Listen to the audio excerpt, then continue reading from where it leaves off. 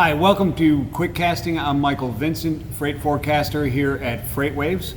On previous Quick Casting, we were looking at the haul index, which measures what it is giving you a sense of is a market a head haul market or a back haul market, meaning more outbound than inbound or more inbound than outbound, and where is it actually trending, so that you can make decisions and forecast what's going on in that market depending on your your perspective, if you're a shipper, carrier, or intermediary. So let's dig in, let's go to the charts. So let me go to my pages and bring up my quick casting right here. I believe this is it, yes.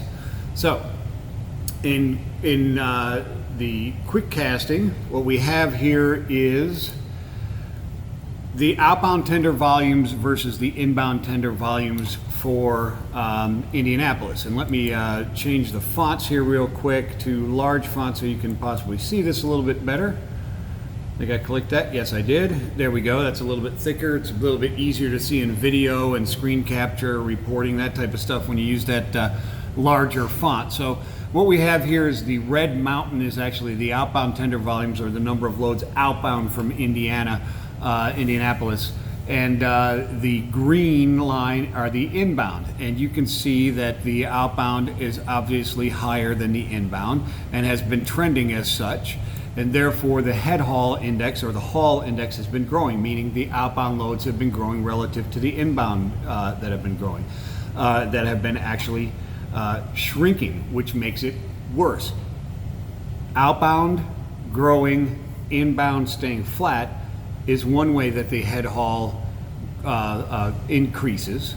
It is a much different story when outbound is growing and inbound is actually shrinking, and that was the point of this here, showing you that less capacity is actually entering than was previously in this market as outbound continues to rise, which will exacerbate the capacity, or the demand on capacity, and is an indicator that outbound tender rejects will continue to rise in this particular market, and therefore upward pressure in rates. Now, depending on your perspective, that's good or bad.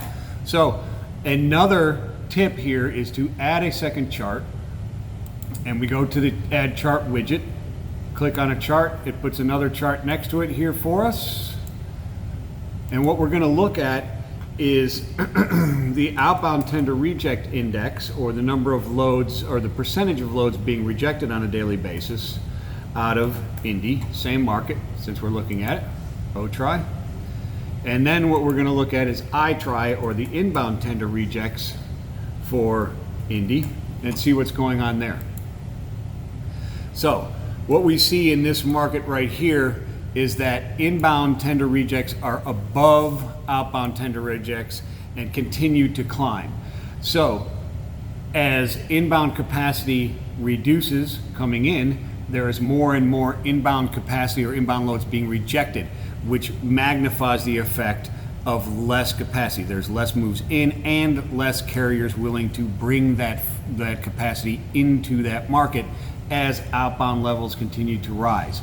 This gap right here, if it widens and continues to get worse, that will cause outbound tender rejects to continue to rise and further upward pressure on spot rates. This has been Quick Casting, Mike Vincent. Till next time, peace and love.